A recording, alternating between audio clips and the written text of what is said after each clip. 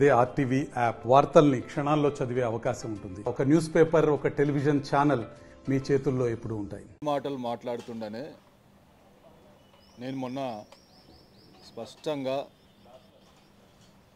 మీ media సమావేశంలో చెప్పడం జరిగింది. మళ్ళీ ఆయన అదే ధోరణిలో నిన్న కూడా చూసినాం. ఉద్యోగస్తులకు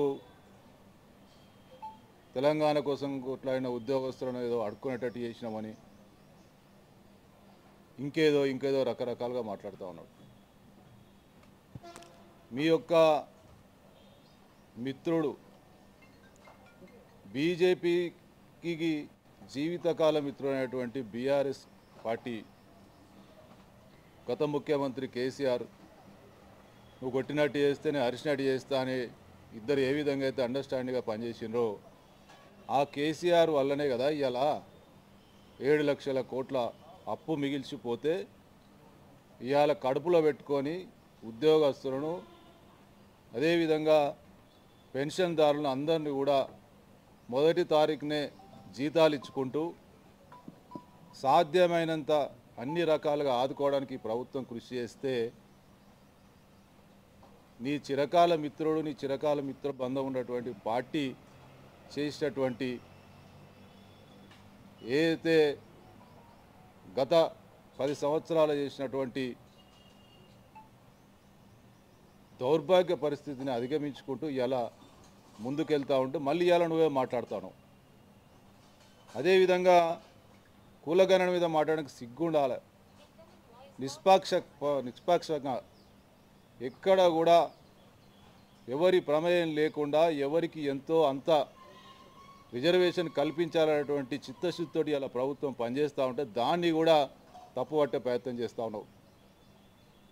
ఒక బీసీగా నీకు న్యాయం జరగాలి అనేటువంటి ఆలోచనతోటి చేస్తూ ఉంటే ఒక బీసీగా నువ్వు దాన్ని సమర్థించాల్సింది పోయి కోడిగుడ్డు మీద ఈకలు లెక్క పెట్టే ప్రయత్నం చేస్తూ ఉన్నావు.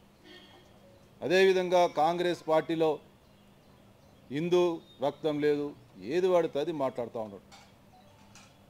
ఇలా కాంగ్రెస్ పార్టీ ప్రజాస్వామ్యబద్ధంగా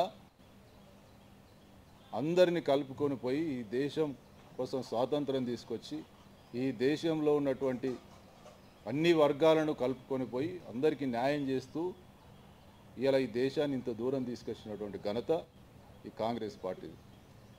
ఏది పడుతుంది మాట్లాడి రోజు వార్తల్లోకి ఎక్కాలని చూసేటువంటి నీ నైజాన్ని ఇప్పటికైనా మార్చుకోమని చెప్తా ఉన్నాం. ఇవన్నీ వాస్తవాలు మేము మాట్లాడుతూ ఉంటే ఇక నేను ఒక్కటే చెప్తా ఉన్నా, మీకు మర్రి చెట్టుకు ఊసరవెల్లికి సంబంధించినటువంటి ప్రెస్ మీట్ ఇది. బండి సంజయ్ అనేటోడు ఒక మర్రి చెట్టు లాంటివాడు. దాని కింద చిన్న చెట్టు మొలక కూడా మొలవకుండా చేసేటువంటి మర్రి చెట్టు, దాని కింద ఇలా ఒక ఊసరవెల్లి పోయి కూర్చున్నది. ఆ ఊసరవెల్లి కథ ఏంది? బండి సంజయ్ కుమార్కు సంబంధించి ప్రజా సంగ్రామ యాత్ర కావచ్చు, లేకపోతే స్మార్ట్ సిటీకి సంబంధించినటువంటి ఆయన ప్రమేయం కావచ్చు, అభివృద్ధి విషయంలో కరీంనగర్ అభివృద్ధి విషయంలో కావచ్చు, భారతీయ జనతా పార్టీ పరిస్థితి ఏందనేది కావచ్చు, వీటన్నిటి మీద మేము చాలా తక్కువ మాట్లాడినాం. వీటన్నిటి మీద చాలా ఎక్కువ మాట్లాడి ఆయనను మేము ఎన్నడూ కూడా అనలేని మాటలు అన్న వ్యక్తి ఎవలే అంటే మొన్నటిదాకా మేయర్గా ఉన్నటువంటి సునీల్ రావు. ఇలా ఆ సునీల్ రావే మాట్లాడిందే మేము చెప్పినాం. మేము కొత్తగా ఏం చెప్పలేం, మొన్న చెప్పినా ఇప్పుడు చెప్పినా. బండి సంజయ్ కుమార్ యొక్క నైజాన్ని ఆయన స్పష్టంగా మీ మీడియా మిత్రుల ముందు ప్రజలకు ఎన్నోసార్లు మాట్లాడాడు. మరిన్ని వీడియోస్ కోసం ఛానల్ ని సబ్స్క్రైబ్ చేయండి. లేటెస్ట్ అప్డేట్స్ కోసం వాట్సాప్ ఛానల్ ని ఫాలో చేయండి. అండ్ లింక్ డిస్క్రిప్షన్ లో ఉంది.